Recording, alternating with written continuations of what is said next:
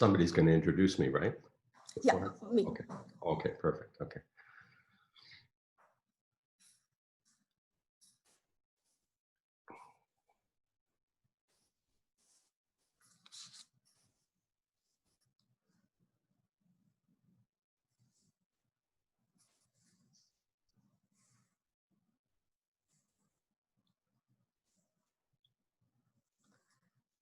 A very good morning to everybody. And it's an absolute pleasure to be back on day 2 of the NASSCOM RetailTech Day. It's been a fantastic day 1 with our speakers sharing with us on overhaul in retail, the way forward was our theme. And we talked about how are they reacting to the current situation, how are companies reacting to the current situation, what are the fundamentals of the retail sector that will change forever, and what are their strategies and predictions post the COVID era. Today, we have the theme, innovation, vital for the next retail horizon. Retail enterprises that leverage innovation partners, such as product technology companies, service providers, startups, and academia, and consider them as a part of their long-term implementation roadmap, witness early benefits and a higher success rate than companies that plan to do everything themselves. We are fortunate to have a number of international speakers and industry thought leaders who are sharing their views on technology transforming the retail industry. The collective efforts and thoughts on latest trends and best practices in retail technology have benefited all of us in our learning journey. Today, we will have leaders sharing their perspective on how important it is to leverage innovation partners in the current scenario, what's their approach towards innovating with startups, initial success stories of co-innovation with startups. And before I introduce our star speaker who has been kind enough to wake up early in the morning to be with us today, I must thank all our panelists, all our audiences, the team behind this, from our events partner to the NASSCOM team that's made this possible. I strongly think the biggest part of digital innovation is the way we think.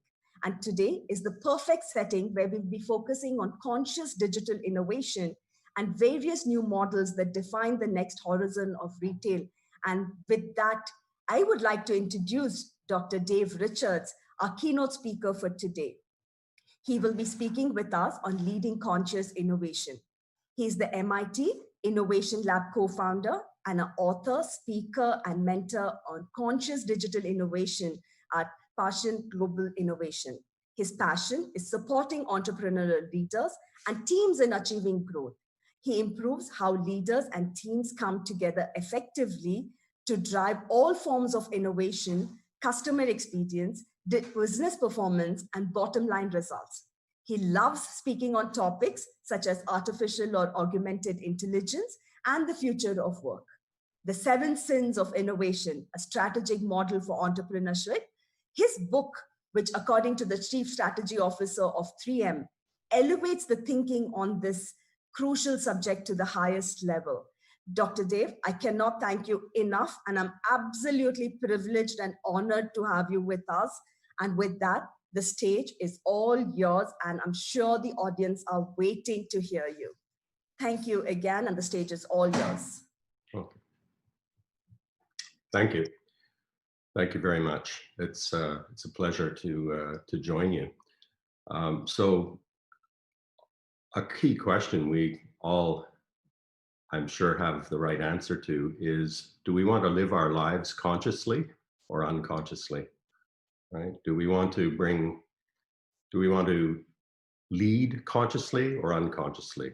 Do we want to do business consciously or unconsciously? So clearly the answer is we need greater consciousness in all aspects of human enterprise and life. And I've tried to, I'm going to try to convey that message and summarize what is really several decades of experience in R&D and innovation environments, product development, product management, leading to global P&L responsibility for business units, driving digital innovation, and as you know, along the way, co-founding and participating in the MIT Innovation Lab, which was an amazing opportunity to learn from other innovation leaders. And we learned so much from each other, especially when we began, well, when we stopped bragging about how wonderful we were and showing off all our fantastic innovation initiatives. When we shifted from bragging and showing off to sharing our pain and sharing what keeps us up at night and our nightmares and that sort of thing, and our worst mistakes. When we began sharing very honestly, the learning just increased exponentially. And so, next slide, please.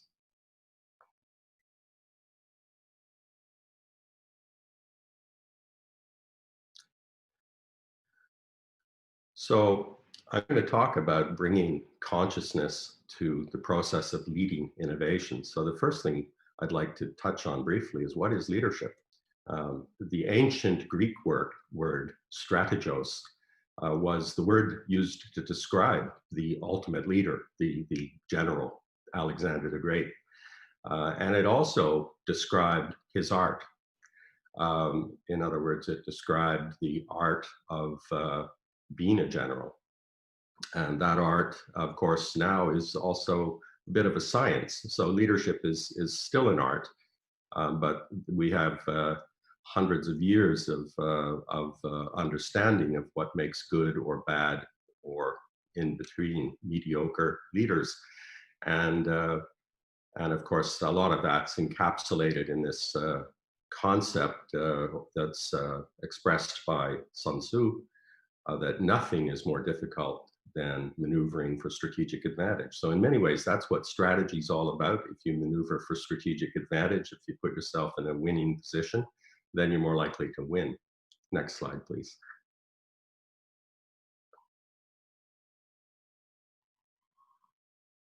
So there's a lot of information on this slide, and I'm not going to read all of it to you. But the point is that strategy has structure. And again, the key requirement is to bring a very conscious mindset to the process of developing and implementing strategy. So we've all heard of the concept of strategic planning. That's the first part. But of course, a strategy isn't just a plan, it's also action and implementation. So this slide attempts to capture how I view the structure of strategy and the elements of consciousness that you have to bring to strategy. So starting at the very top is your purpose. If you don't have a purpose, right, you may as well pack it up and go home. If you don't have a specific mission as a leader, if your strategy doesn't have a purpose, then it's pointless. So that's the mission. Next, of course, you need to have a clear vision of what you're trying to accomplish. We've heard terms probably like big, audacious goals and so on. And that's what a vision is all about. It defines the mountain that you want to climb. It defines what winning looks like. And of course, it's not a simple thing. It's not, you can't usually just say there's one goal that is your vision. There's usually one goal at the top, and then there's a whole cluster of goals around that you have to achieve all of them in order to ultimately achieve that top goal. So again, you've got to bring a very conscious approach to understanding what your vision is. The next realm of strategy is about communication. It's about expressing, articulating what you're doing.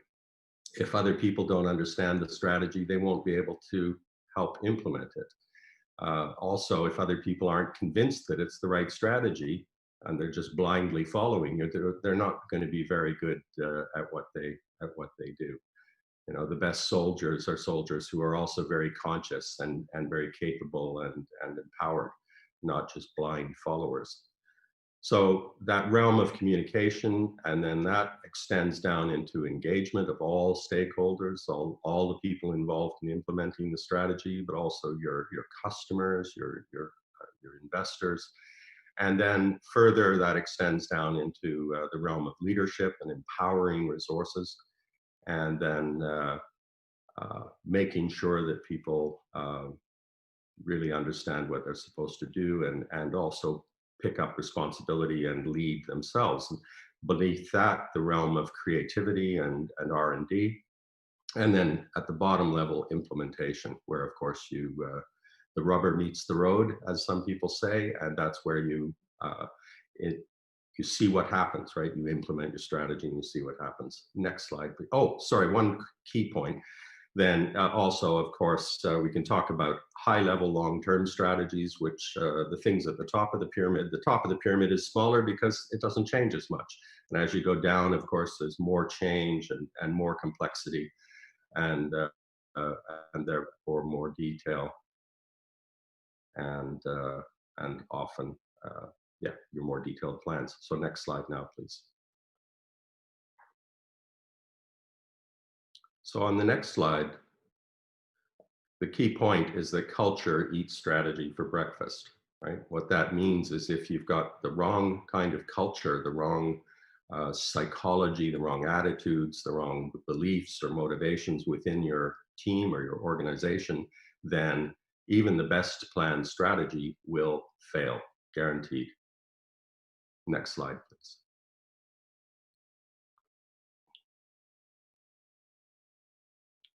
So my thinking and what I'm trying to convey to you here is that to bring a conscious approach to strategy, you really need to effectively bridge between the aspects of strategy on the left and aspects of psychology on the right, which actually, as you can see, line up with the aspects of strategy.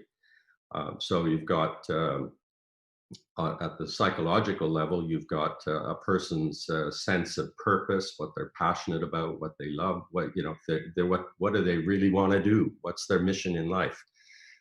Next, you've got, of course, their aspirations and their goals, their vision for their life. Next, you've got their ability to communicate, their ability to influence, right? Their voice, their ability to courageously and authentically express themselves. Then you've got the heart, right? You've got their ability to be empathic, and you've got their ability to love and be loved and to love themselves. Next, you've got the power chakra, right? Where you've got your power as a leader and your ability to empower others. That's, of course, also about focus. That's about deciding what to focus on and so on. And then you've got the realm of creativity and ideas, and then ultimately beneath on the root chakra, you've got actual activity and so on. So those directly connect across to the aspects or the elements of strategy from mission on down to implementation. But these bridging agendas are actually things that they connect the two sides, but not directly as you might think. So if I can show that more easily on the next slide. So these bridging agendas actually, in a way, they connect the elements of strategy with those of psychology, but by bridging both sides, but by connecting actually four things. So if you look at strategic intent here, considering strategy, strategic intent is actually a coin. If you think of it as a coin, it's got two sides. One side is what's the purpose? What's the mission? The other side is what's the vision? What are you trying to achieve, right? So strategic intent embraces both of those things. And therefore, it actually bridges between strategy, mission, and vision on the left over to the psychology, the passionate purpose, and the aspirations and goals of an individual, and it bridges those things. So the point is, these middle agendas need to actually engage people psychologically in conscious effort to express and achieve strategy, and in this case, strategic intent.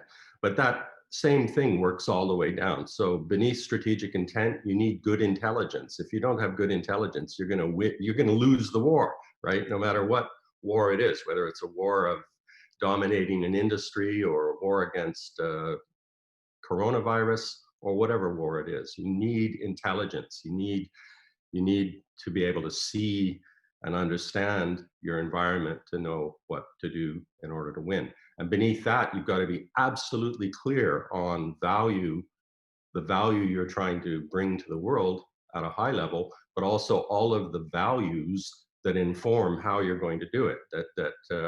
You know, values of integrity and honesty and all of those kinds of things.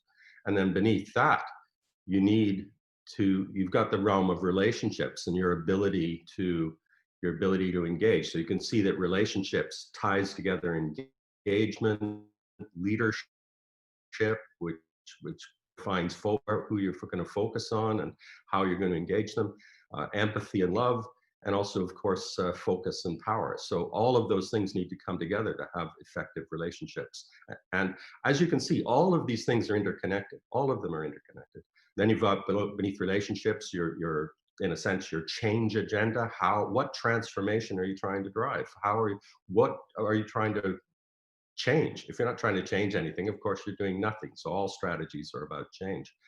And then you've got the realm of creativity, and then of course, results. And results you see is at the top and the bottom because the model is circular. So next slide, we'll show it again in a slightly different way.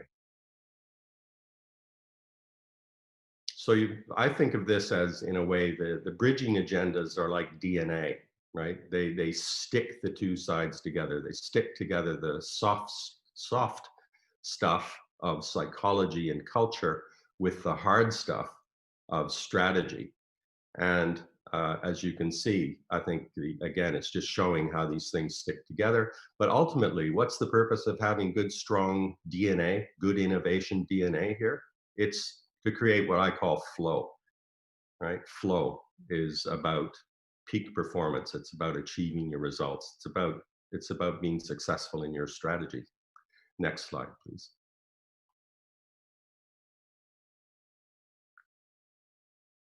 So what does flow look like in the real world, right? It's peak performance of, for example, athletes.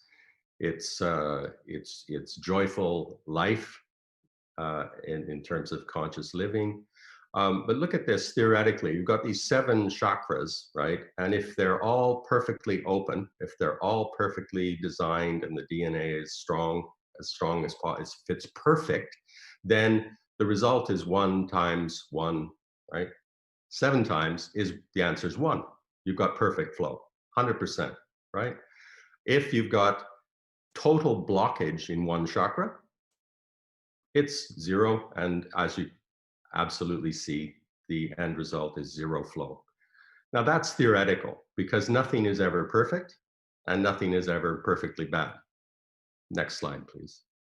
So the real world looks more like this, right? Where in an organization, if I look at them, and I've looked at lots of organizations and I've assessed their ability to innovate in this way, and I might give them 80% on one and 70% on something and 90% and 50% and so on. And the typical results, around 0.05.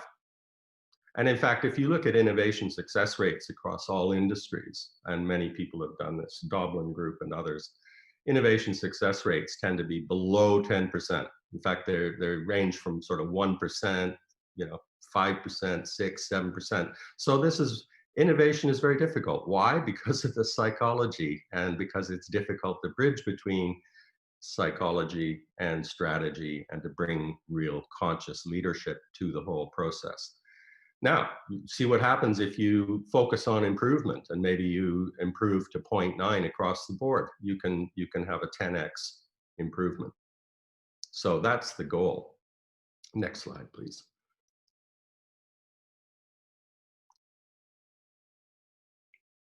So what does this look like in the real world? I'm just using one metaphor here. I could have used airplanes or cars or anything, but use bus, because we think of as leaders, we want to get people on our bus and working with us and so on. So what it looks like when you've got blockage in any of the 7 chakras is this: if you lack purpose and drive, right, you're going to crash. If you're got unclear vision and direction, you're going to crash. The screen just changed.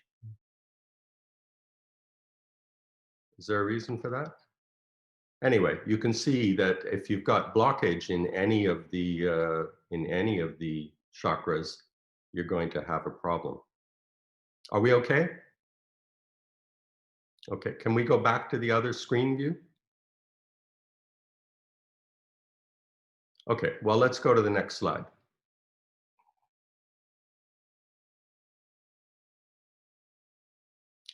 So this simply summarizes the 7 sins of innovation, and for every sin, of course, there's a virtue. There's 2 sides to every coin. So the top sin, of course, is having a pointless purpose or no purpose at all.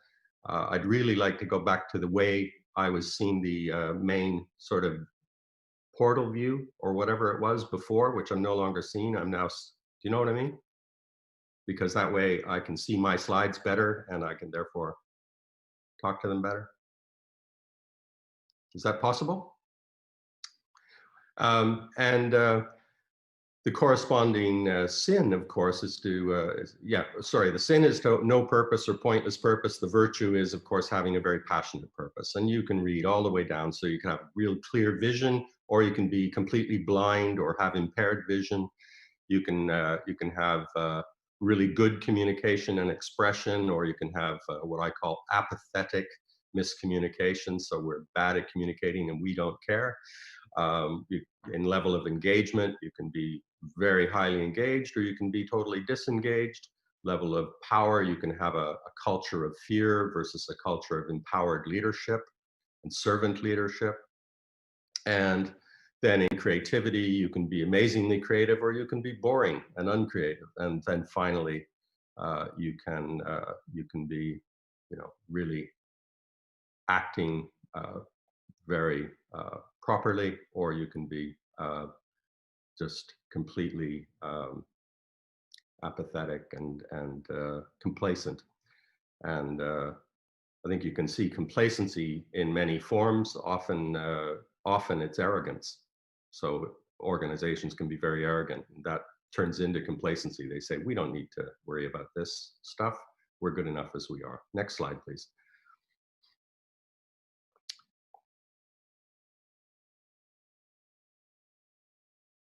So this just shows in a way that I'm just relating it to another person's thoughts here, namely Steve Jobs. And his thoughts were published posthumously by Gallo. But again, you can see that Steve's thoughts on innovation and the so-called innovation secrets pretty much line up with mine. Just change the order a bit. The tornado at the bottom illustrates that it takes a lot of ideas, a lot of little specks of gold dust to ultimately turn into gold bricks. And the way good leaders consciously drive that is by killing good ideas quickly and focusing on the great ideas. So you narrow the tornado as quickly as possible, so you're really laser focused, as opposed to if you've got it like a funnel like that, you're wasting a lot of resource. Next slide, please.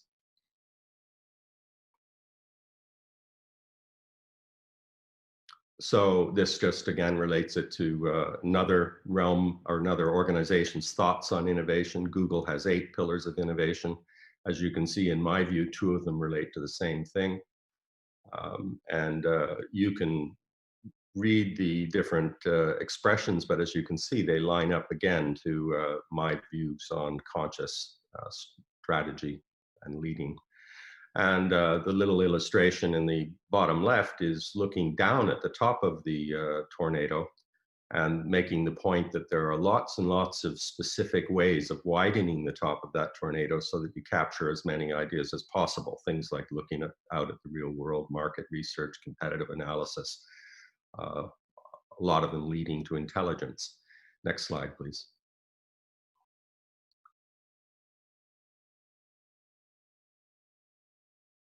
So this just relates to another set of my thoughts on customer experience, and just shows that, of course, the 7 sins can compromise customer experience, and just as the virtues and building those virtues and building flow can lead to really great customer experience.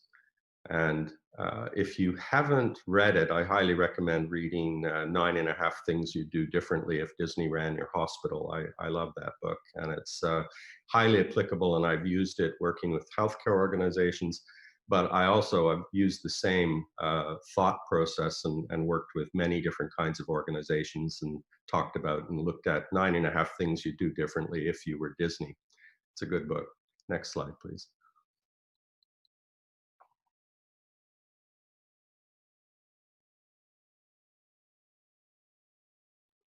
So that'll conclude my remarks. I'm sorry, I can see I ran a little bit over time. I apologize. I hope we still have time for some questions.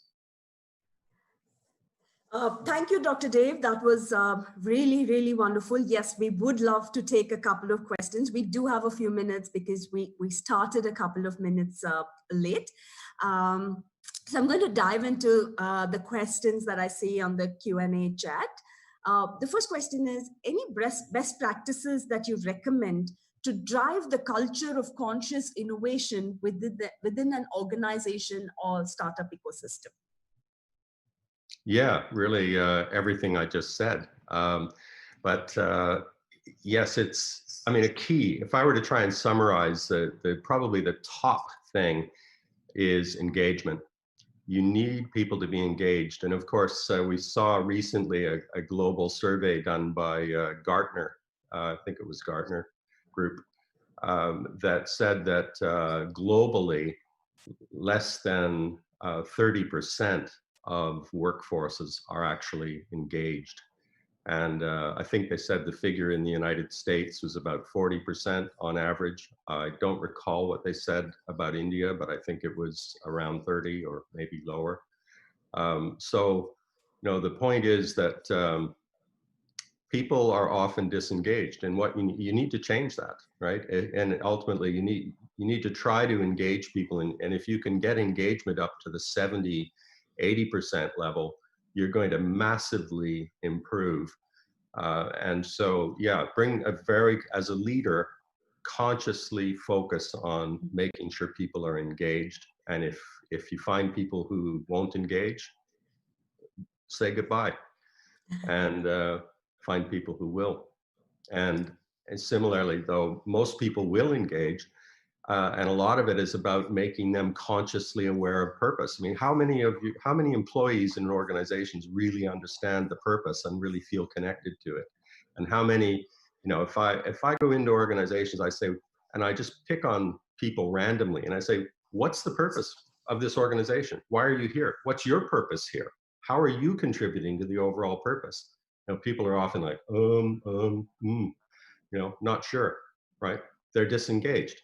So again, find a way to engage them in every single aspect of conscious strategy. Yeah.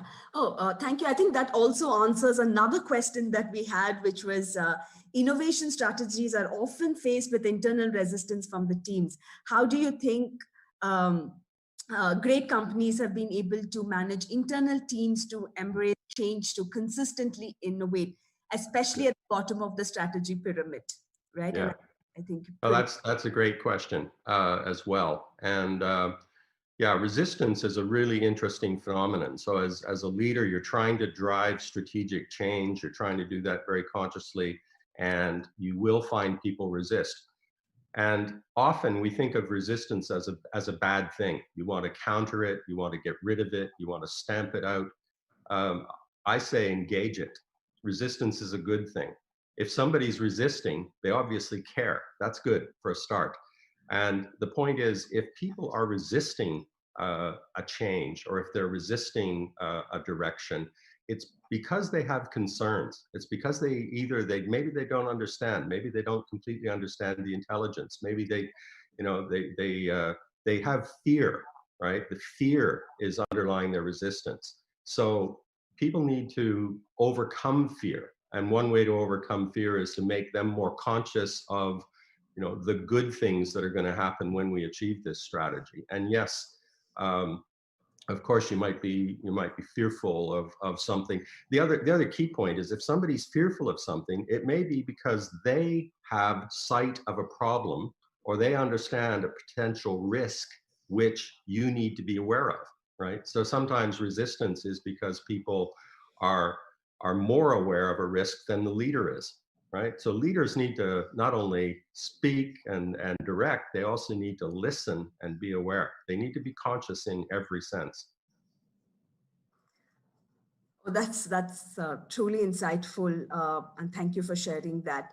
We'll take one last question. I think with the current times, I think this is more and more in the forefront for all of us.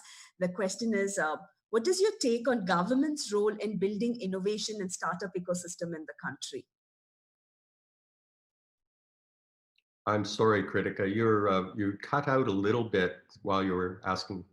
Okay, so the other question was, in the current times, what is your take on government's role in building innovation and the startup ecosystem in the country? Well, I think government plays a very important role in terms of enabling ecosystems to fall into place. I personally don't think that, and I also think that governments need to be innovative themselves. Governments need to be far more innovative and bring more conscious innovation into their own strategic thinking and planning about everything, how to counter COVID-19 and get through this crisis, how to lead India to the $5 trillion economy. That's going to take a lot of conscious leadership on the part of the governments and a lot of innovative thinking.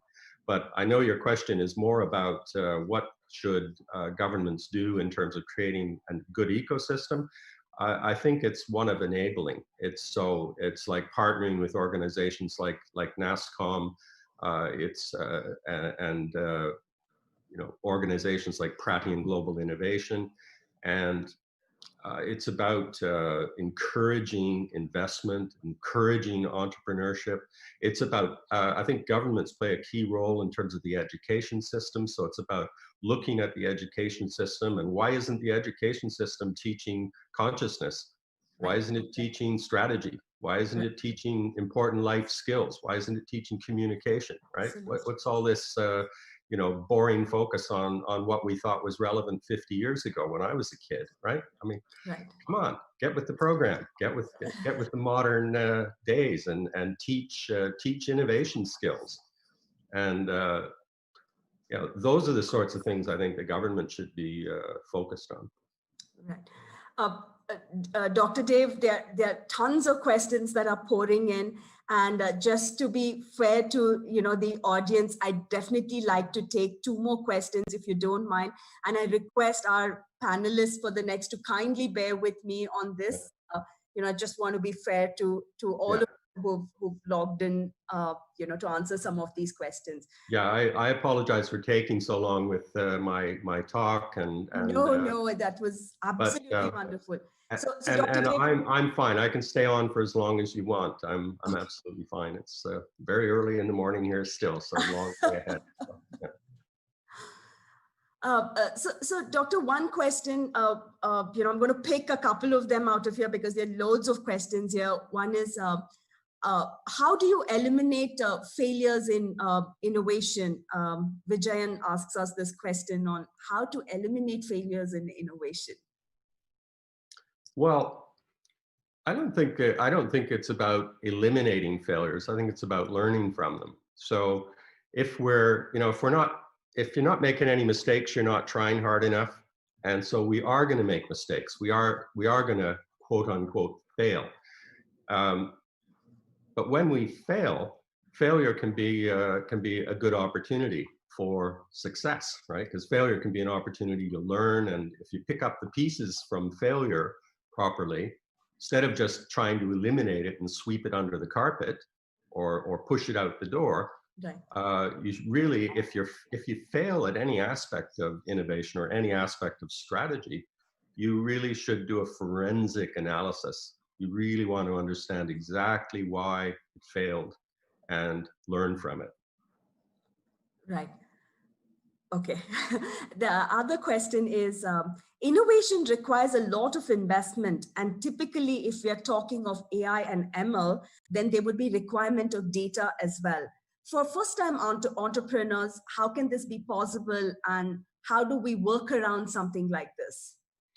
Well, I think one way is to find the right ecosystem to work in. So, for example, one of the reasons I'm really excited about Pratian Global Innovation and working on that is that it's a fantastic ecosystem to bring in entrepreneurs and they have their particular entrepreneurial focus, but within the ecosystem is a whole massive capability for things like augmented intelligence and cutting edge technology innovation. So the short answer is that if entrepreneurs get connected into an effective ecosystem, then they don't have to do everything from scratch, right? If they get involved in an ecosystem where they've got access to investment, they've got access to leading technology skills, they've got access to talent, they've got access to mentors who have been there and done that and got the T-shirt.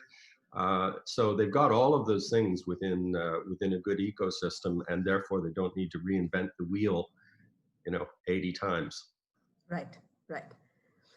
No, that's we can just go on, Dr. Dave. I think I have the perfect last question to don't like to end this conversation, but yeah, we will have to at some point. So I'll end this thing with one last question from one of our participants, which says, do you have any suggestions or any models for the Indian context? Yeah, I think, well, personally, I think the model I showed you, I hope people can resonate with the concept of chakras. I, of course, stole that from India.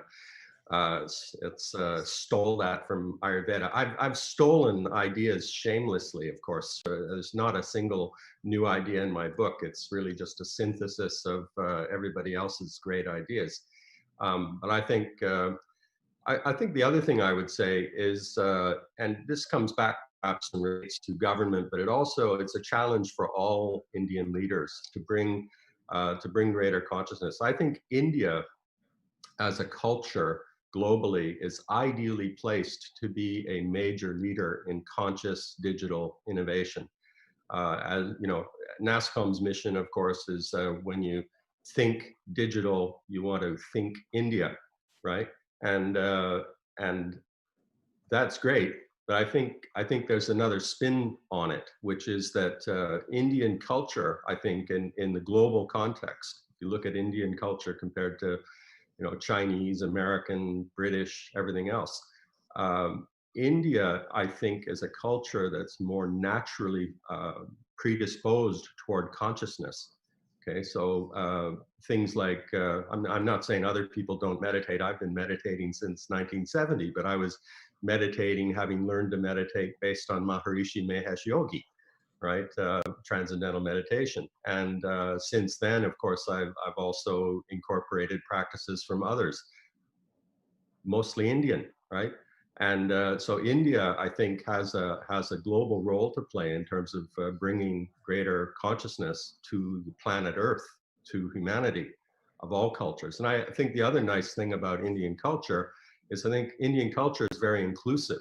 Right? I don't think I've ever met anyone, or if I did, they hid it very well. I don't think I've ever met anyone from India who was, say, a racist toward me or looked down on me. Right? I think that Indians are naturally people who embrace other people and other cultures, and even the way you look at Hinduism. That's an amalgamation of many different beliefs and thought systems, and it resulted because Indians are very tolerant of other people having slightly different views about their god or what's important and so on. So I think India is ideally placed to bring greater consciousness to the world. And that's why I think conscious digital innovation is something that can really be led by India, with a little help from its friends like me and others. Right.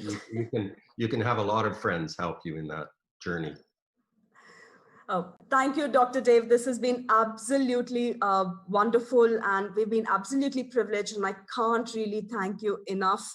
And we will continue our conversations going forward, and we will find multiple opportunities, consenting from your end to come and speak to our audiences in different ways. And we will look forward to building this relationship further and growing the whole innovation index in India.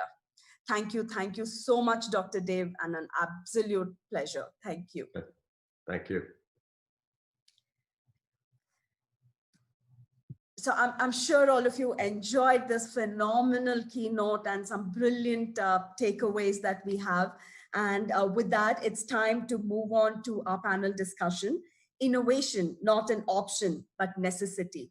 Right? And to moderate that, I'd like to call upon Kapil Makhija, CEO Unicommerce. Kapil is a seasoned management professional with 14+ years of experience across e-commerce, management consulting, and technology in both B2B and B2C companies. He has deep expertise in growth strategy, go-to-market strategy, business planning, market assessment, customer service improvement, cost reduction, supply chain, and operational efficiency improvement across multiple industries. He has successfully demonstrated scaling up and sustaining new businesses in a startup environment with significant experience on working with SMEs in India. Kapil, with that, I like to hand over the stage to you to introduce our panelists and look forward to a wonderful discussion. Kapil, all yours. Thanks, Kritika. Thanks for having me here. Good morning, everyone. I hope everyone is staying safe and healthy. Welcome to today's panel discussion on why innovation is not an option but a necessity in the retail industry. As Kritika mentioned, I am the CEO of Unicommerce, which is India's leading e-commerce focused supply chain SaaS platform, providing order management, inventory management, warehouse management, omni-channel solutions.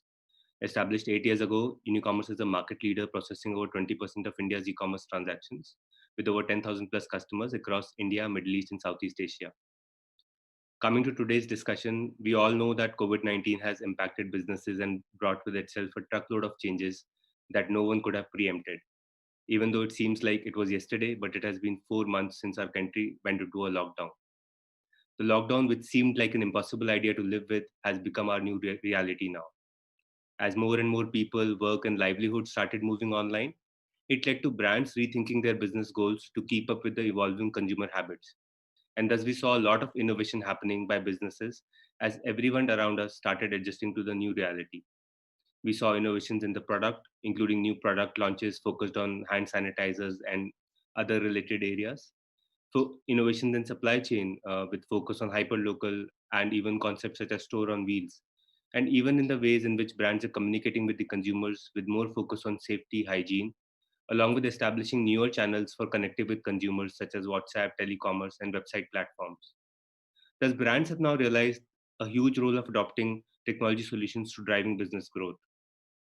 Today, we have business leaders of some of the biggest CPG brands of our country present with us, and we will be talking about the various steps being taken by them to drive innovation within their respective organizations. We will break the discussion on innovation in 2 phases. The first phase will be a survive phase, which is essentially the last 4 months where the brands adopted innovation to survive in the new reality, and revive phase, which refers to the future where the economy is in the revival mode and what innovations are being planned by them to meet the consumer demand in the future. The discussion will also touch upon how these organizations are using the external ecosystem of startups, academia, or other service provider to drive innovation within their organizations. So before we begin the discussion on the topic, why innovation is not an option but a necessity in the retail industry, I would request my esteemed panelists to introduce themselves, starting with Ms. Shruti Kashyap. Hi everyone. Great to be part of this panel. Thank you, NASSCOM and Kapil for having me. So I am the CIO for Hindustan Unilever and the head of IT for South Asia. Hindustan Unilever, hopefully, all of you are consumers of some of our products, if not all. We're the largest FMCG in India with a turnover of 6 billion euros. $500 million actually added after the Horlicks acquisition that happened 3 months back.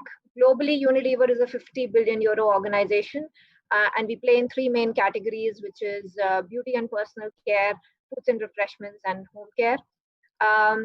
And then just, sort of continuing the thread that, Dr. Dave started in the morning, we are a company that believes strongly in purpose. Our 3-line motto is that brands with purpose grow, companies with purpose last, and people with purpose thrive. Unilever's purpose and also HUL's purpose is to make sustainable living commonplace. And a lot of our brands like Dove, Lifebuoy, etc., are really the brands that help us live this purpose in the current times. So yeah, that's about me. Sure. Thanks, Shruti. Ashish, if you could have your introduction, please. Sure. Good morning, everyone, and thank you, NASSCOM and Kapil, for having me here. My name is Ashish Grover. I am Managing Director for Falabella India, and also I had e-commerce technology for the whole group. Let me take 30 seconds to introduce Falabella. I assume many of you may not know this name. Falabella is a very old, 130-year-old conglomerate based out of South America. Our headquarters is in Chile.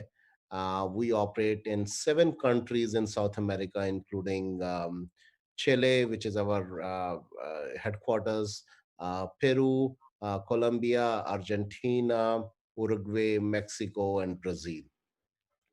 We opened India office about 2.5 years back, primarily focused on digital technologies. The Falabella Group is multiple retail units. So we have a department store, home improvement store, supermarket, online marketplace. We also have a bank, credit cards, insurance business, and we also have a real estate, and we build malls and shopping centers. So a big conglomerate, multiple businesses, and creating an ecosystem.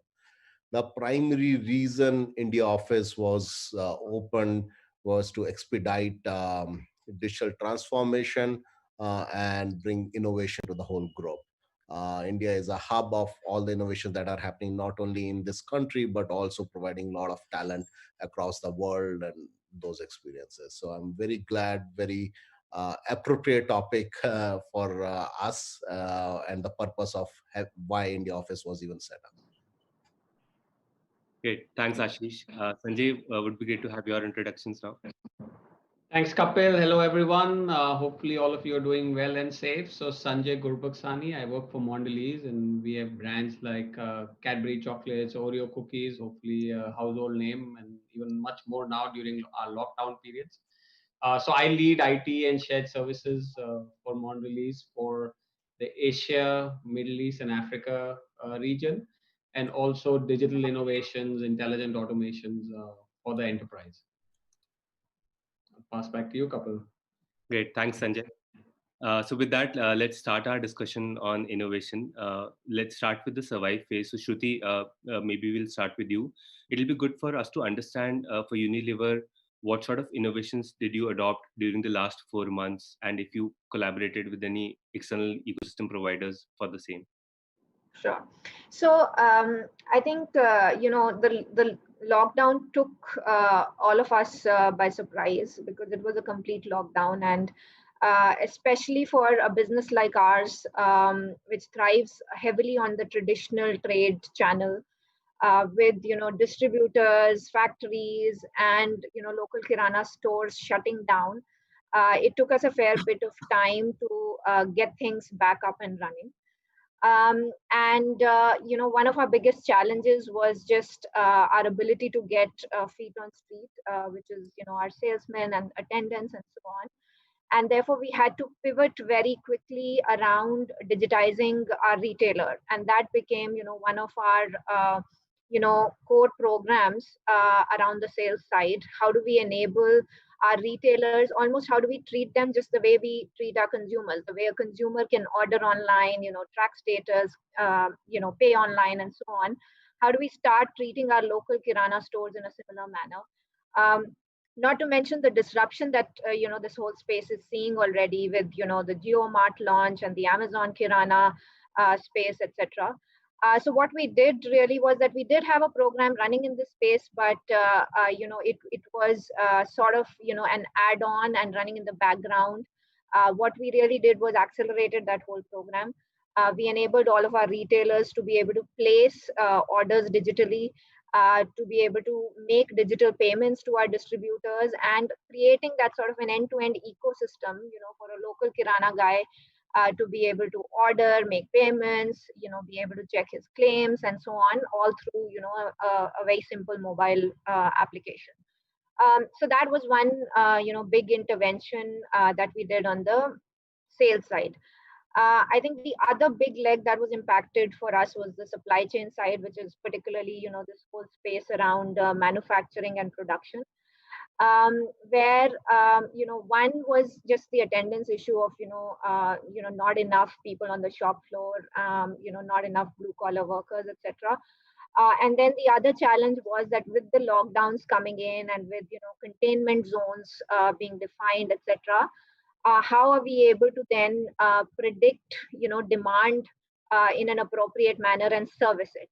And that needed a lot of work around just real time crunching. So being able to leverage data on a geocode level, where there's a containment zone, where there's not, and being able to predict and sense what's the demand that's likely to come, and redesign our supply and the whole logistics side accordingly. So that became the other big area of intervention. And because really sales and supply chain are the two sort of pillars for a consumer goods organization, bulk of our investments ended up being in these two spaces, of course, with that underlying infrastructure of being able to leverage the data appropriately. You mentioned about startups and how we've leveraged entrepreneurs in this space. So actually the whole idea of demand sensing came from one of the startups that we were working with. It came in one of our actually NIPP interactions, and we just picked up on that and sort of moved forward with it. And then the other example that I can give is that as our factories came back into operation, obviously we had to again redefine the new ways of working around proximity monitoring, temperature checks, distancing even within the factory, and how many people are allowed and so on. Where again we worked with a startup who was able to come up with that sort of mobile application which we could install on and blue collar and white collar workers who were operating at a factory, and be able to monitor that sort of seamlessly. Again, an area that obviously we did not expect would come up, but we did see good technology being built in that space fairly fast, which we were able to leverage on. So that would be probably the two levers that I'd call out from our standpoint in the survive phase. Sure. Thanks so much, Shruti. It's very interesting to hear the innovations, and especially the pace at which the innovation has been adopted by your organization. I think it has been the need of the hour. And we've also seen a lot of SMEs, or like you have given technology to your retailers. We've seen a lot of SMEs also adopt these technologies at a very rapid pace. So I think the push towards digital innovation COVID has given a necessary push, and I think they should stay for the long term. So moving to you, Ashish, if you could also talk about specifically, since you're from the retail space, so in your specific organization, what innovations has your organization implemented in the last 4 months when the lockdown started? Sure, Kapil. So for us, obviously, like Shruti said, I mean, this whole lockdown was kind of a bit surprised. And then for us being operating in different countries and making sure we are compliant in each of this country with different regulations was the biggest initial survive phase for us. I mean, one of the example I was talking about was in Colombia. um, the government declared that there will be certain days where there will be no tax, which was great move to boost the sales and various things. But you have to immediately, from a technology perspective, being able to change your invoicing and your financial systems to meet that. So a lot of that. The other thing, obviously, which we have seen across the board, not only I think across the world, because of stores closures, a lot of load that has come on e-commerce and digital channels, right? So we have seen unprecedented load in terms of a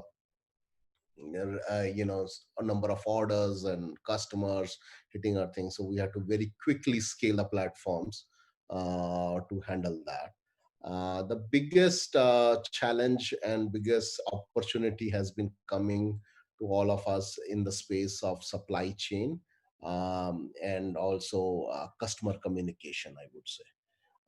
From a supply chain perspective, typically in e-commerce business, at least in Western markets, there is a huge percentage which is click and collect, which basically means you order and you go to the stores and to pick it up. Which suddenly changed because now everyone wants a home delivery, and you have not done enough in terms of the capacities that you need from a home delivery perspective. And then also the communication of track and trace, and being able to communicate in a timely manner to your customers on the status of the order, and things like that. So those are the challenges we have been focusing on and solving.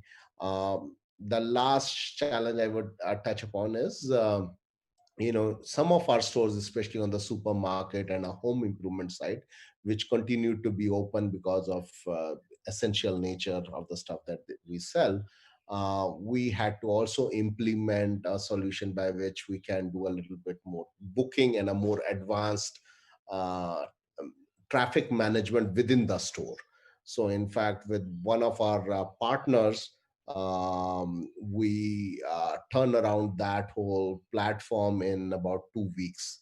And it was within next 2 weeks, 4 weeks, we had that in 7 countries and more than 100 stores. So that's one example of a place where we have done a lot of startups.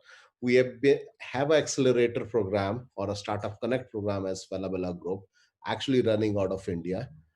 We have at least 7 or 8 startups that we are actively engaged, which are in various stages of production, from a financial to logistics to content management aspects of it.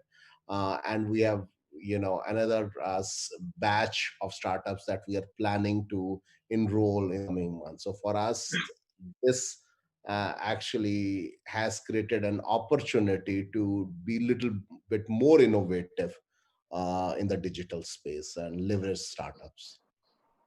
Sure. Thanks, Ashish. I think you rightly pointed out that most of the systems, particularly to do with e-commerce, have been really tested for scale, and it had to be done in a very short span of time. And it's interesting to hear a global perspective on how things are happening in Latin America with systems or fundamental behavior changes from click and collect to deliveries to their home. Thanks so much, Ashish, for that. Sanjay, over to you. Would love to hear your thought process, and as well as the innovations that your organizations had to adopt in the last 4 months. No, thanks, Kapil. I think, of course, Shruti covered, some of them. Of course, we have also gone big on digitizing our retailers, even our distributors to that fact. And, within the factory too, whether it's making sure social distancing exists and things like that. But I think just to add, right, I think Ashish also made a good point. I think compliance was key. We had to make sure, yes, we make sure our business is run in a very, very compliant manner, and that is not compromised. Safety and security was the second thing that we had to look after, making sure that there is no compromise on those fronts. Of course, then we had to, this also, I don't want to say it came as a surprise, but something that came very, very sudden, especially in India, right? The lockdown just happened overnight, and we had to figure out how to deal with it. I think a couple of things that, just to add, not to repeat what Shruti or Ashish may have said, we went after is also like WhatsApp commerce, right? Where now we've allowed our retailers to place orders with our distributors or with us, via WhatsApp chatbots, and depending on the market, whether it's Viber or Facebook Messenger, I mean, what's being used. All these now the retailers can place orders through that. Also, one thing we've taken is now we can suggest promotions almost at a retailer level. So where promotions were run at a country level or at a region level, in the lockdown, promotions meant could had to be very different based on which city you were in, state, even to the street you were on, whether that street was in a red zone or not, right? So now what this is allowing us is actually to build capability where we can suggest promotions even at a retailer level, because we are connecting directly via these digital channels directly to a retailer, where in the past we were not, right? Communicating with them. So I think that's kind of taken on. I think the other one is even analytics I've seen is taken off a lot, where our business community is really looking for real-time insights on what's happening in the marketplace, right? Almost on a daily basis, looking at, okay, how, of course, our business is running that, we were always producing maybe more aggressively now, but also how to predict and what's the demand in the market, because you can't look at what happened last year anymore, or even what happened 3 months before on sales and demand. Right now, it's just changing every day. So making sure we are able to collect this data and run analytics on it and give it to in the hands of our business leaders, because they're making decisions really now almost on an hourly or a daily basis. So making sure they're armed with this information. The other one was, on the digitizing the distributors, right? Where because the challenge was when we entered lockdown was getting stock from our distributors to the local shops, right? Which is in many cases were closed, or there was not enough hands-on or feet on the ground to kind of move that product from the distributors to the retailers.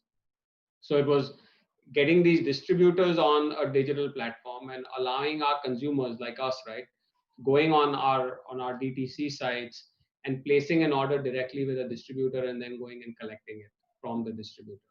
So we kind of also enable that commerce, which in the past would never have existed. So again, these are some of the ideas we've kind of taken alive in the last few months. Sure. Thanks, Sanjay. I think very insightful, particularly in the new models that you've implemented both on WhatsApp and as well as collecting directly from the distributor. And you rightly said we have also seen a big push on analytics and database decision making, more so on these newer models. While data is very limited available, but I think those calls are being taken on these data sets, and there are more focus on AI and ML models as well. So that actually lays the foundation for our next phase, which is the revive phase. While it's really great to see the kind of innovations the three organizations have been putting in, but I'm sure now the top management in these organizations realizes that this change is here to stay. The consumer behavior has been impacted for the long term or has been changed for the long term. So I'm sure these organizations, all of your organizations, are thinking about placing long-term bets on what they can do to be able to meet or be able to address the changing consumer demands. So in the revive phase, I would request all of you to talk about those long-term bets that uh, or investment area in innovation that are being going through in your organizations, and how are you going about implementing those innovations. So Ashish, maybe we'll start with you on that. Sure, Kapil. I as we get into a more long-term or mid-term view post, hopefully sooner, the post-COVID situation, we definitely see digital scale will obviously slow down with the store traffic increasing, but it will not come back to the old scale. So the digital scale will keep improving, and our investments in the digital channels is continuing to be strong. We think there will be new models we are investing on, from a way we are engaging with our customers and the way we are engaging with our sellers are evolving. We are also focused on providing a lot of good financial solutions, which I think will be relevant post, post when the new normal comes. And when I say financial solutions, I'm alluding to the payment options that customers would have. I mean, more probably convenient options of installments and things like that. I think would be needed post this situation. I think similarly, more financial flexibility would be needed from a seller's perspective. So we are investing, given that we also have a bank and a wallet and a insurance business. We think there is a great ecosystem we could build with the retail system on a financial solutions on that. The other thing we are investing a lot and using this time to get better at is a store digitization. I think we had traditionally thought of stores and digital channels only few connections, maybe click and collect, but there are more opportunities for us to digitize our stores and create more digital experiences within the store, not standing in the long queues, making pre-appointments. I was talking about a pre-appointment platform which we built. We are actually planning to open source it, so I would welcome anyone who wants to use it in their stores or in their brands. Some of that we would love to give this as our tech contribution to the community. So these are some of the things I think there will be there. I think supply chain is where we think we have to even get better in terms of our network designs, in terms of how do we allocate our resources given the capacity constraints. Is another area we think are going to be the important areas as we get into a new normal. Sure. Thanks, Ashish. Very interesting areas of investment on both financing and retail side. Sanjay, if you could add the innovations that's being planned in your organization now. Sure. A couple of areas I'll touch on. One is, of course, we have to make sure that we stabilize our, direct to consumer e-commerce platforms, right? And those are here to stay. They will continue to scale, may not be as aggressively, but I think they'll definitely be there to stay, right? I think the new business models that we've got into, whether it's WhatsApp commerce or others we've touched on, I think those are also here to stay. I think they will continue to evolve.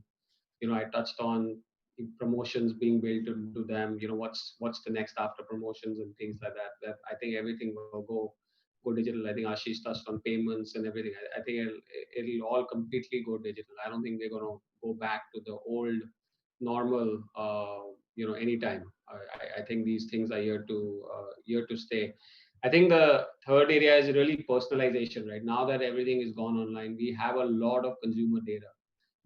And how do we leverage this data to really target our consumers, offer personalization at scale, right? And so that you can, of course, attract them, but also give them what they need, when they need, and where they need it.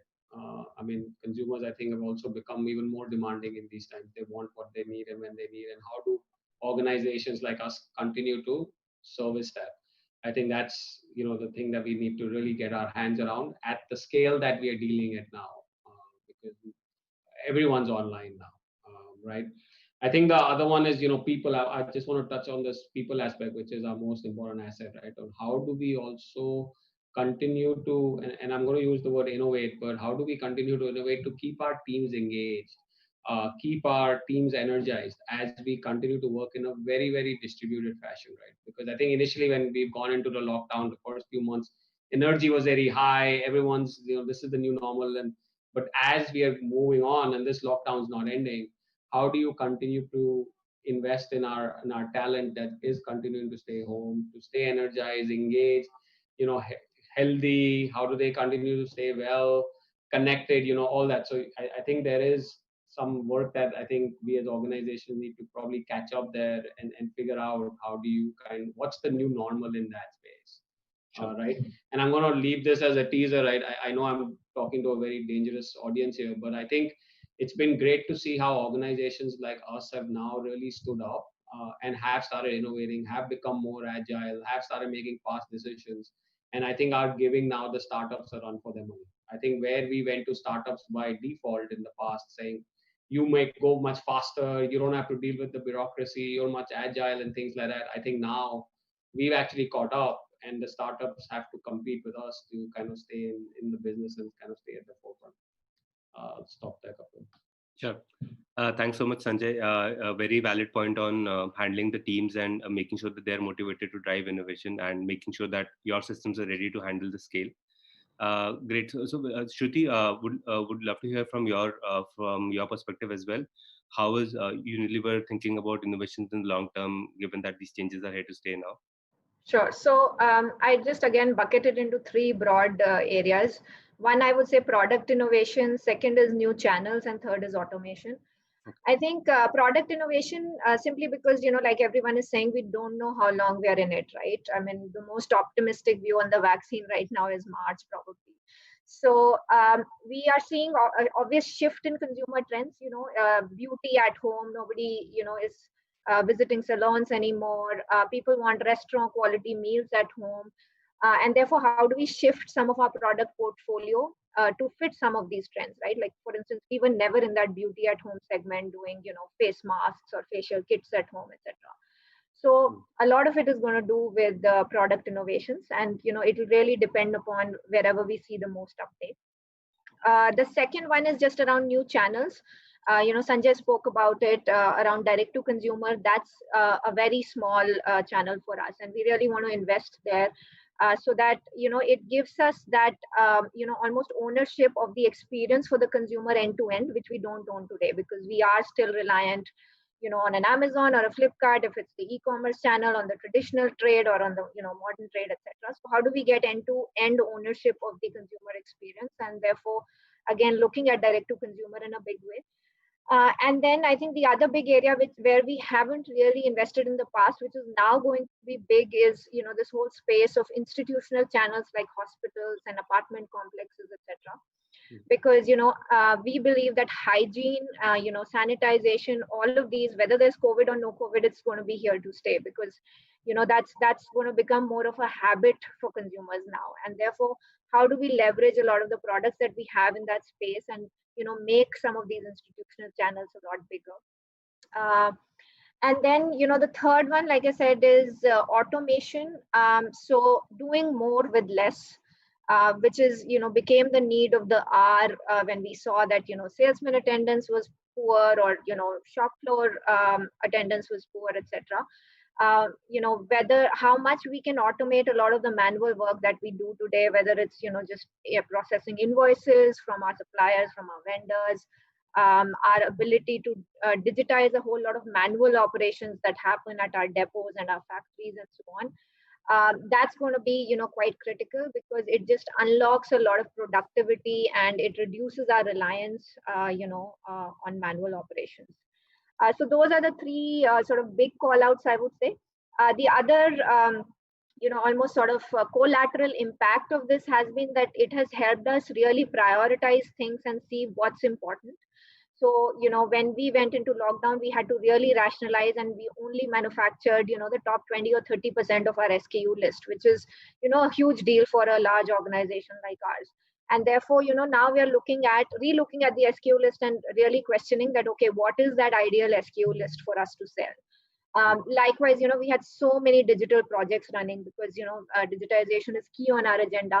But we are now, almost focusing and accelerating only those which are truly business value adding. So that's sort of the collateral impact, that as an organization, we are now focusing much more on business value, focusing much more on, what's, really working for us, and therefore laser focus, I would say, on where we see, growth coming from. So yeah, that would be what we are doing in the revive phase. Sure.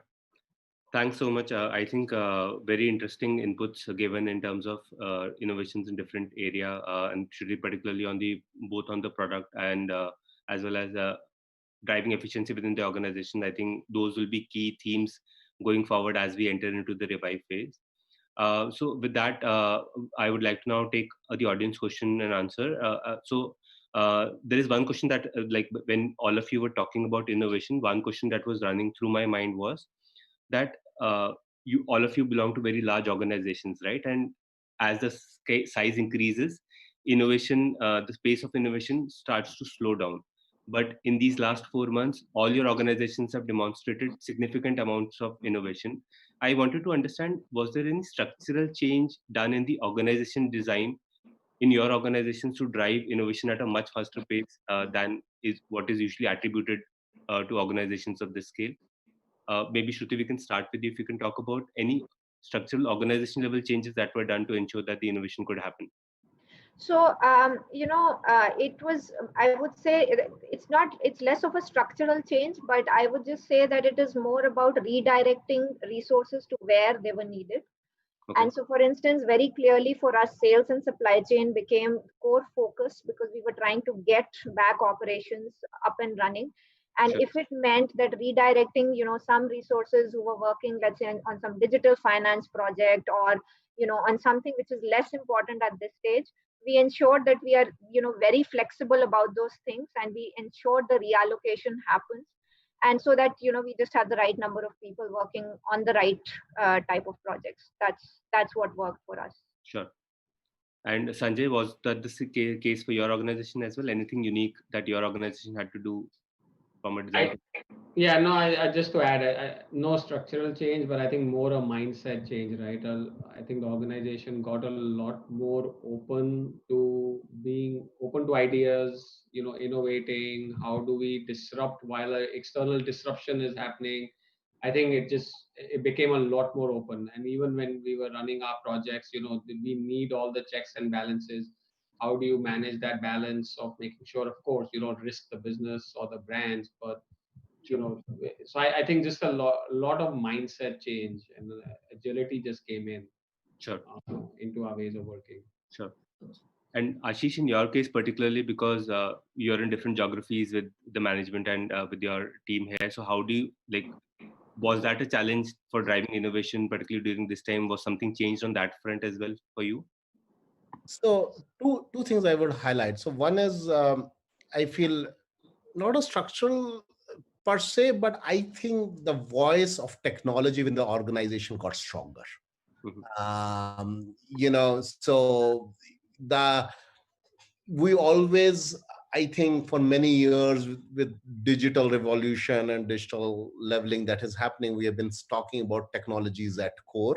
But I think this unfortunate situation gave a practice session of what does technology at core really means, and what does a voice of a technology leader should be, and how a technology leader needs to lead business in certain situations.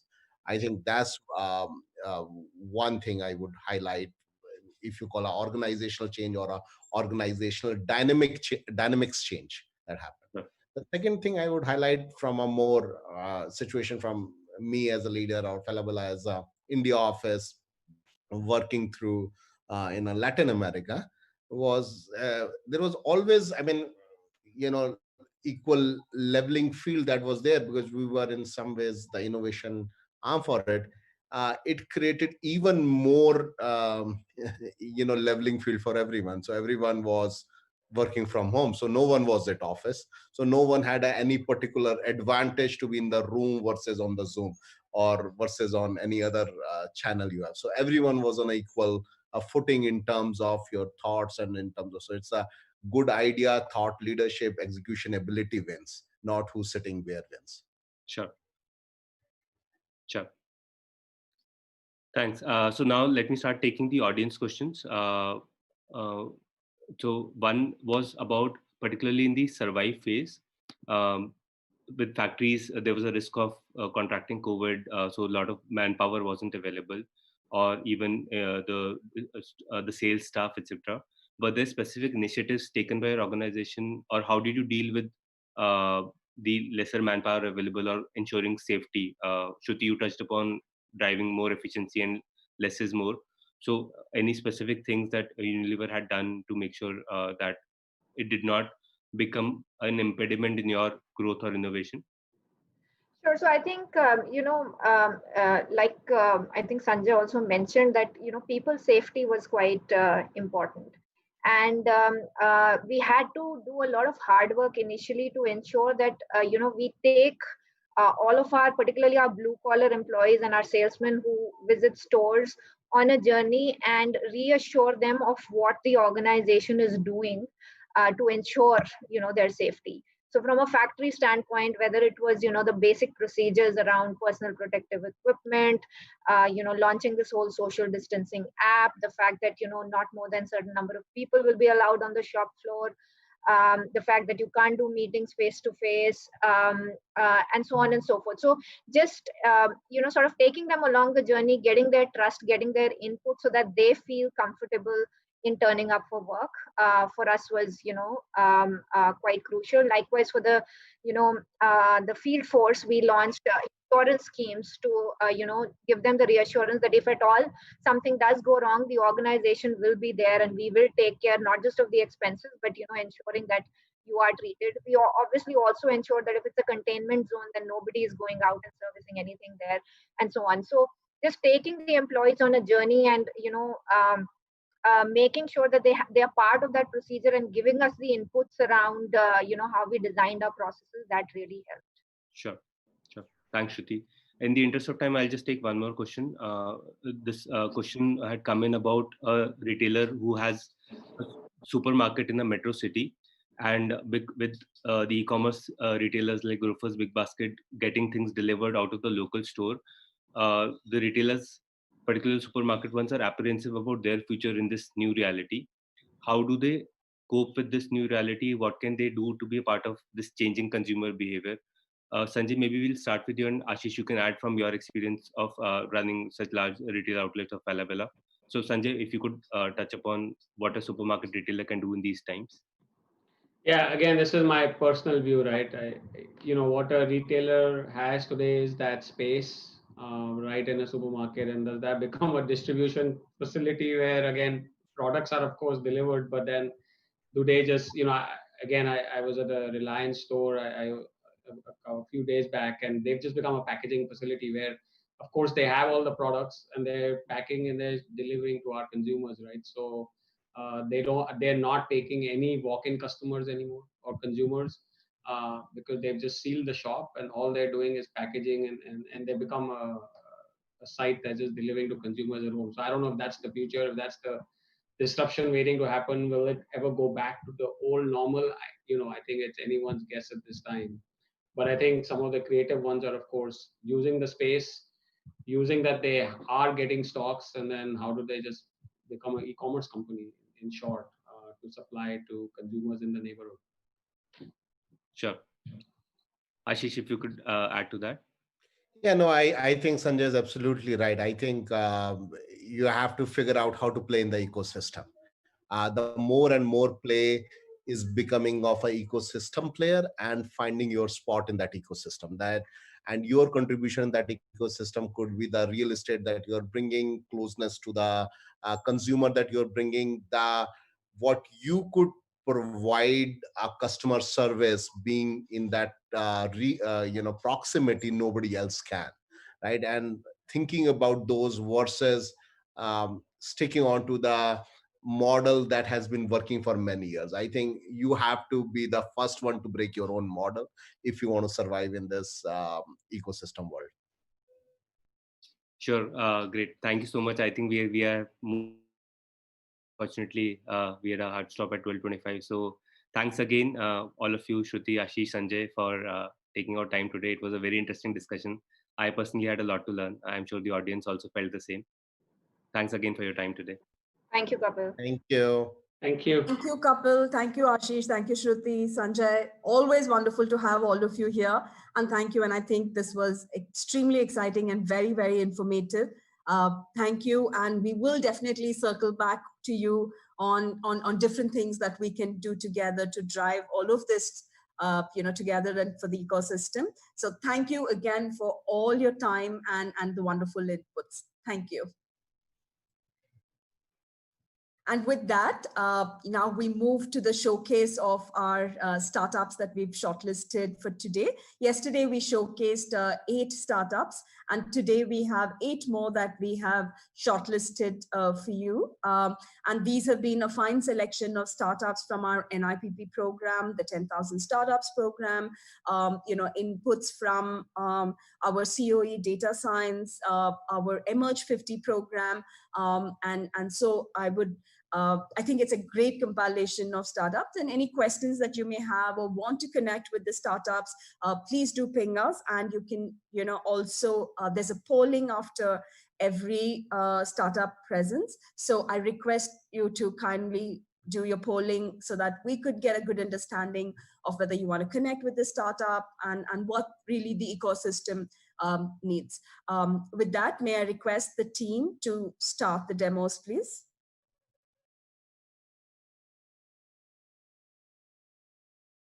I'm the co-founder and CEO of AskSid. We offer a conversational AI solution for retail and consumer goods.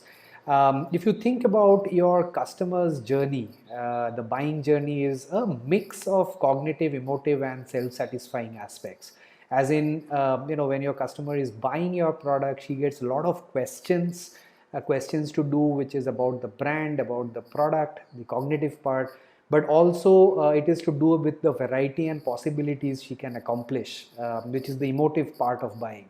And lastly, it's about buying with confidence that she has made the right choice. Unfortunately, not every time the answers are easily available to her, and without the answers, she will possibly not buy. And that's really your opportunity. Can you not humanize her buying journey? Can she not get instant answers to all her questions? Can she not get connected to experts whenever and wherever she wants it? Good news being that the answer is yes, because a large part of our questions are repetitive and you can automate them. Your agents are best at selling, so let them work with only high intent buyers and help you improve your sales. And lastly, AI chatbots are always on virtual agents, so now you can provide consumer value 24/7. The benefits of doing this comes across as a paradox: better service, higher customer value, higher sales, but all this while you're reducing cost. And isn't that great? That's AskSid value proposition for you. We have been rated by NASSCOM as the #1 emerging SaaS company in India. And same Accenture Ventures also recognized us as one of the most innovative startup companies in the country. We help consumers buy your products by answering all their questions. And first is we build out a product knowledge base from your product data, catalog information, images of products, and really carve out that tweet-sized Q&A repository. The chatbot is powered by this repository or knowledge base. Whenever there is a new question, the consumer gets handed over to the agent, but the question enriches your knowledge base. And this allows us to give you precision marketing insights from the conversations data on a continued basis. This solution is about people like you and us who are really passionate about making customers' life better. And one of our clients in UK, a Fortune 500 brand, they won the best customer service excellence, which was a very proud moment for us. Proven globally, likes of AkzoNobel, Danone, even in India, Himalaya, some of our marquee clients. Every 100 conversations, 11 result in a sale for one client. Automation equivalent to adding 16 agents at 20% the cost of hiring these agents is the outcome for another client. And lastly, when it comes to implementing AI or chatbot, AskSid is not about taking a lot of time, a lot of effort on your part. We will help you go live in 6 weeks with minimal time. And the reason we are able to promise that is the vertical story on retail. So with that, I will end and look forward to hearing back from you. Thank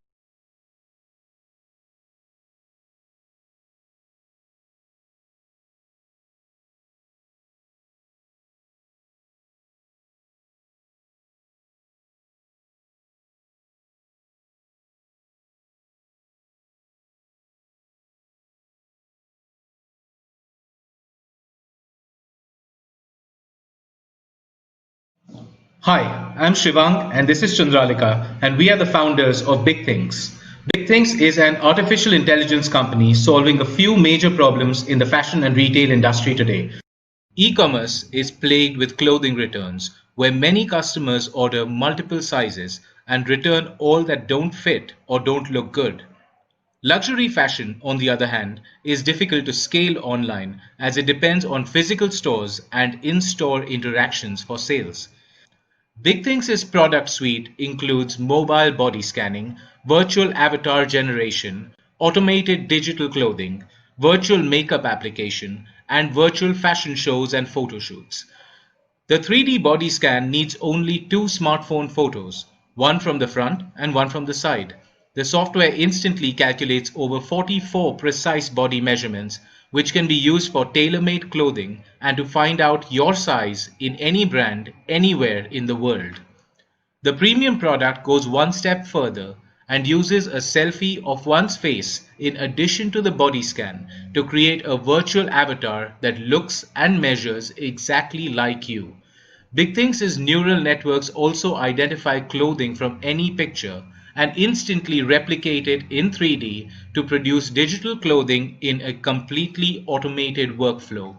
This digital clothing can be tried on using one's personal avatar to see exactly how it looks and fits. BigThings' virtual showrooms allow you to browse an entire virtual store in immersive 3D, resulting in 250% greater conversions for your customers.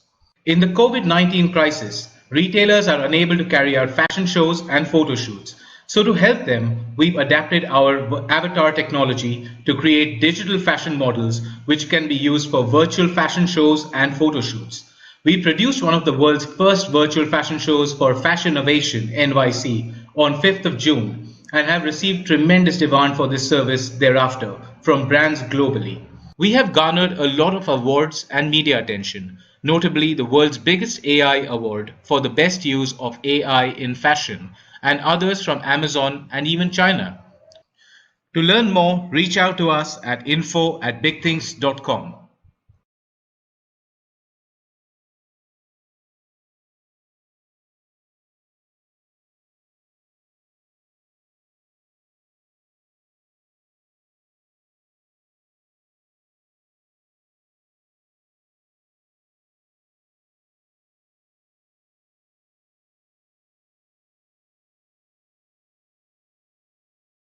Hi, I'm Ashish, the founder and CEO of Desire.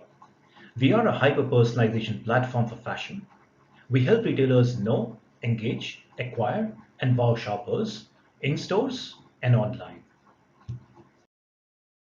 A digital personal assistant personalizes the inventory for each shopper, provides style, fit, and outfit advisory, enables visual searches, renders 3D visualization of outfit, eliminates the need to go to a trial room with virtual trial on, and provides WhatsApp and social media integrated chatbots.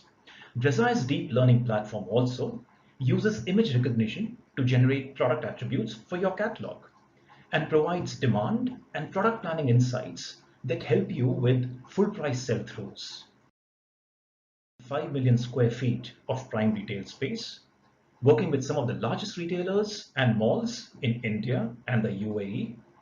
Etisalat, Oracle, and TCS are our global partners, and our solution has demonstrated significant improvements to conversions, basket size, and sales. We have won some awards along the way.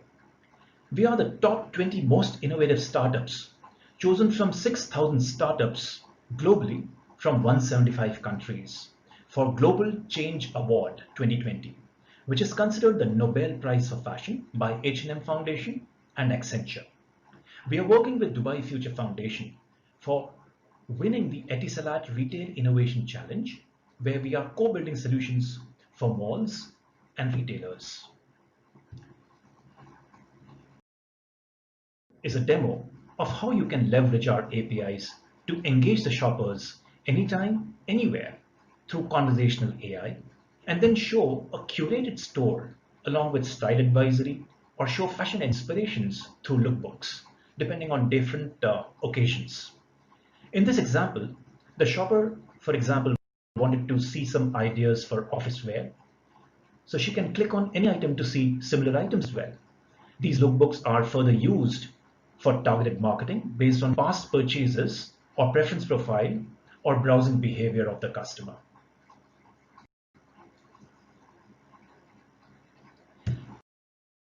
Here is another demo of how your shoppers can use our visual search to click or upload any celebrity pic or a random street click to then find similar items in your store and see product attributes based on our deep image recognition. Our outfit builder shows them ready-made lookbooks for that same chosen item, and also allows them to create their own looks and visualize the entire lookbook on a 3D avatar or on themselves. To know how we can help you in your innovation journey. Thank you.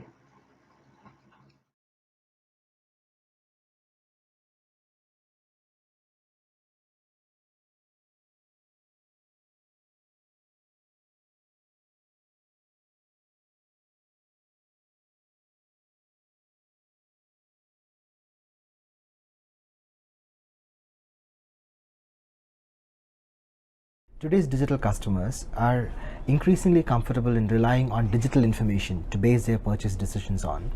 And this has influenced physical retail stores from transforming into experience centers. There are various examples, from home lifestyle stores to apparel stores to automobile showrooms, who have made significant digital investments to aid this transformation. Brands are now feeling the need for this technology to be intelligent, to be able to have a two-way communication and collect actionable data to make data-driven business decisions. It is with a similar vision that we started Dave. Dave is a virtual sales avatar that has the ability to capture actionable data to deliver a personalized value selling experience unique to every customer that Dave interacts with and create a compelling product discovery experience. For example, if your brand has a kiosk, as you will see in the following video, Dave can be deployed in these kiosks either in a store or in a BTL event as a conversationally intelligent virtual sales avatar. Good morning. How are you doing today? Yeah, I'm doing good. Very good. Is this the first car you're looking to purchase? Yes. No, I already have one. Great. Do you intend to drive this car to office every day? Yes. As you saw in the video, Dave has the ability to capture customer attributes using facial detection, GDPR compliant facial detection, and Dave has the ability to capture more than 60 attributes to understand who your customer is. Not just that, but further ask pertinent questions to gauge the customer's requirement. Dave then uses this understanding about the customer and Dave's understanding about product and its features to make a personalized product recommendation. One of the unique features of Dave is that it's not a static recommendation engine, but is able to adapt to changing customer information in real time during the conversation. This whole experience of Dave can be deployed across different scenarios. For example, on a digital signage, either inside the store or any physical retail space.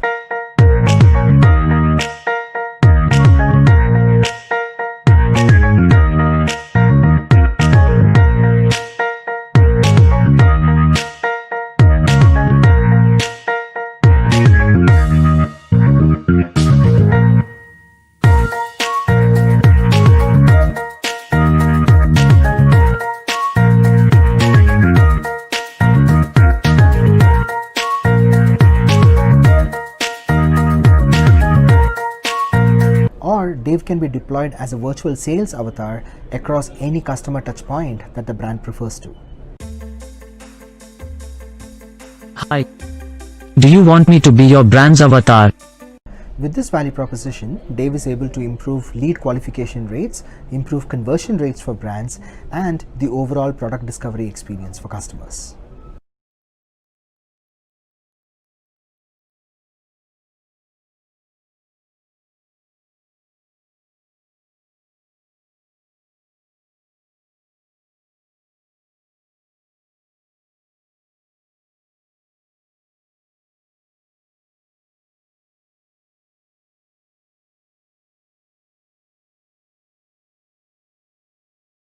We are RecoSocial, and we amplify digital content on social media. We are a 100x VC portfolio company and a part of the Startup India initiative and the NASSCOM 10K Startups program. Nobody is a stranger to advertising on social media. Your kid wants that latest pair of Skechers shoe not because they saw it on TV or on a website. They want it because it was trending on Instagram, because influencers are sharing and talking about it. But you'll be surprised by the lack of relevant data and metrics in this exploding universe of information. Brands lost over $1.3 billion to fraud in this space. Which brings us to our core problem. Can we get brands to trust social media influencers? Reco is a software platform that uses data science to build a trusted influencer network. At the heart of our system, I built a predictive influencer scoring model, the RECO score, that lets you compare the potential of influencers based on how much return on investment they can generate. How effective is it? Let me tell you about one of our first clients. Ashore is a funded hair and skin clinic in India, and they spend a lot of money with celebrities to share skin and healthcare tips. But they get really poor engagement for all this great content on their social media pages. They used our software to amplify this celebrity content and they get 400 times more engagement. Yeah, 400 times more. We tested this with multiple campaigns so far with similar outcomes. We bring the right set of experience and expertise in this space. I am a technology specialist and a serial entrepreneur with 16 years of experience in building fraud management systems across the world. My co-founder Naveen is a performance marketing specialist who was among the first to use influencer marketing way back in 2008. Our platform has a subscription-based model with the enterprise edition priced at $12.99. There's an additional 10% fee on campaign spends exceeding $13,000. Globally, the influencer marketing spend stood at $8 billion in 2019. Influencer spends in India was at $400 million and is growing rapidly, even beyond the metros. So the takeaway here is this is an $8 billion global opportunity. RECO is a software platform that amplifies branded content through a trusted network of influencers, and we have early traction. We would love for you to be a partner with us in this journey.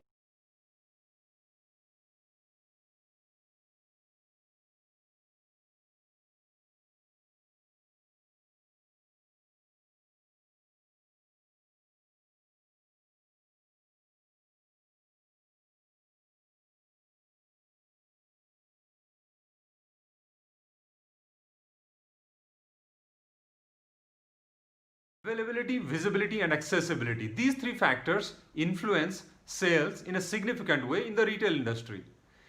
Can the consumer find the product easily? Does he see the product in his daily routine? Can he experience the product easily in some way? Looking at consumer packaged goods companies, CPG brands deploy visual merchandising in offline stores to get their customers' attention. Through online medium, they deploy various mechanisms to connect with their customers. Augmented reality and virtual try-on are the most effective ways to connect and influence their customers.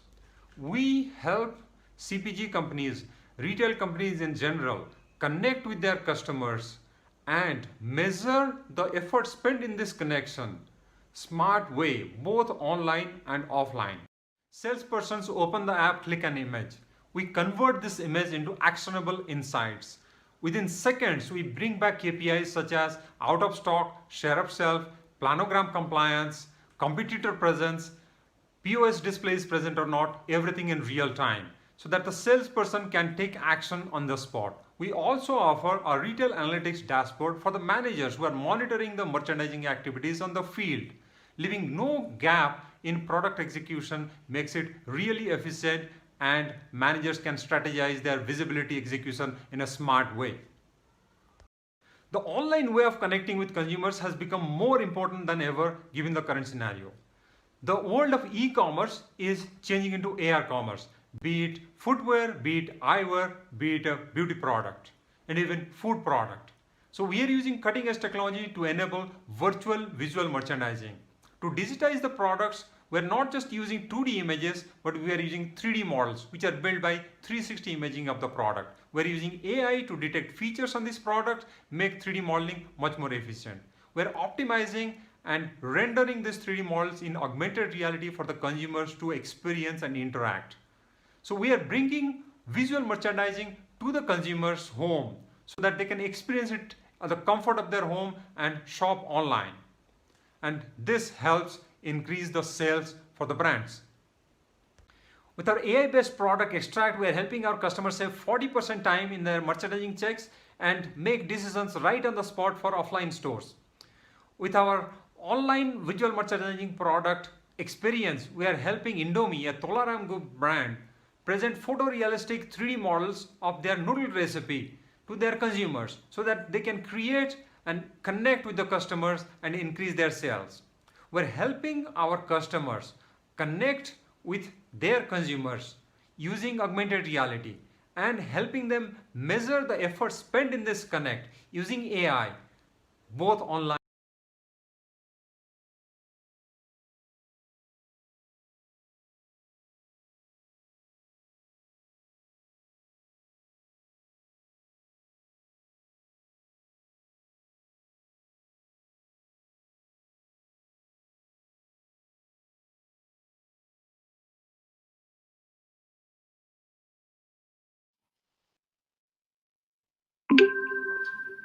Hi everyone, my name is Tejas. I'm part of Yellow Messenger, and I'm responsible for building global partnerships, retail partnerships for Yellow Messenger today. And so talking about Yellow Messenger, we are a conversational AI platform. We power automation for close to 250 plus customers globally. We've been able to help brands like McDonald's, Domino's, Aldo, Mondelez, etc., to engage and promote directly with their consumers through popular communication channels like WhatsApp, Facebook Messenger, Telegram, Viber. And also we've recently tied up with Google to bring Google Business Messenger to India. And we feel this could be a game changer today. We're also seeing a significant demand for an end-to-end commerce experience on social channels from brands today. And also traction from end users has been phenomenal. We offer out-of-the-box use cases right from product discovery, product recommendation, order placements, and feedback. Right. So our robust platform handles over 1 billion messages a quarter, offering automations in 100 plus international languages. Plus, we have out-of-the-box integration with most popular commerce platforms like Shopify, Magento, SAP, and also multiple payment gateway solutions as well today. Our goal is to bring down your delivery timeline. Our goal is to provide you the expertise to build human-like conversations where users are able to query about your products and services in natural language and get human-like responses, understanding the intent accurately. Right. Yellow Messenger today is able to help you with your customer lifecycle management. Right from your customer support conversations to live agent support, running campaigns, and also conducting surveys to understand your customer feedback. Right, and to tie this all up, we also provide you deep analytics, which is today can give you insights about type of customer queries, type of customer issues in terms of to the granular level of city or state or what category of customers are asking you these kind of queries, right? So using Yellow Messenger, brands are able to today increase their lead generation significantly, increase sales significantly, and at the same time bring down customer support costs. So happy to support you if you have a requirement for social commerce. Happy to talk to you all further. Thank you.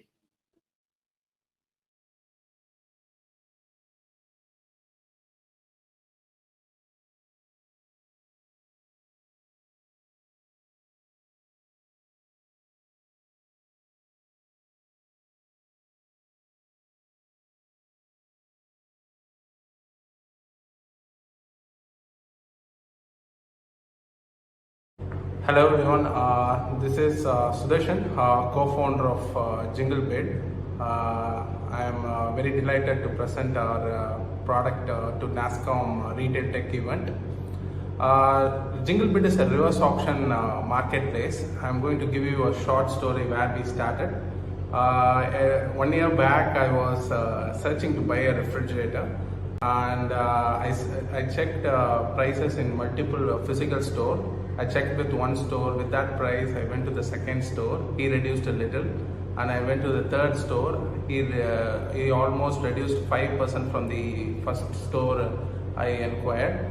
So almost 3 stores were giving me a different pricing. So I thought, why can't there be an app where I can go and ask for a product and all these 3 sellers can bid in real time, and I can accept the best price and they can directly deliver the product.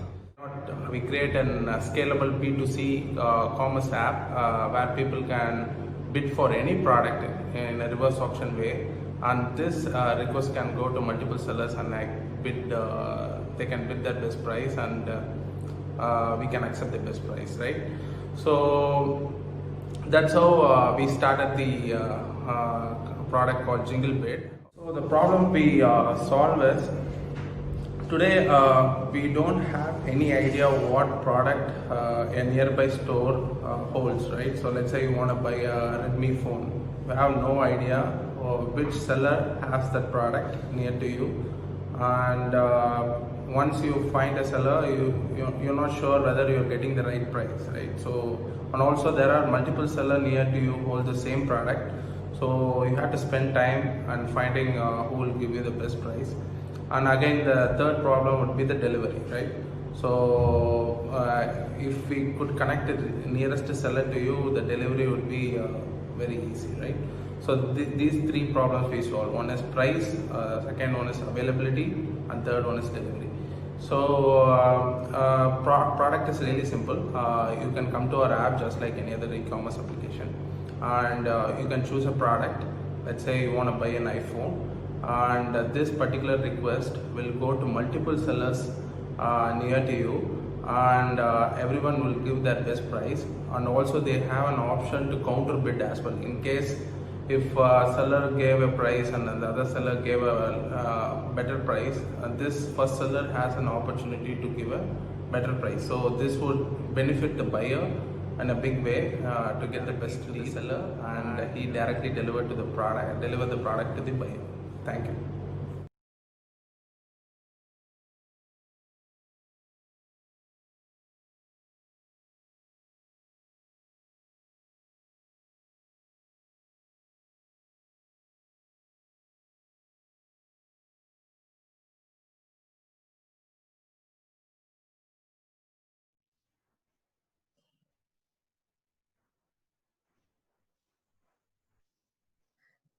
So thank you, everyone. And it's been an absolute pleasure and honor to be anchoring this program. And we look forward to continued conversation with all of you.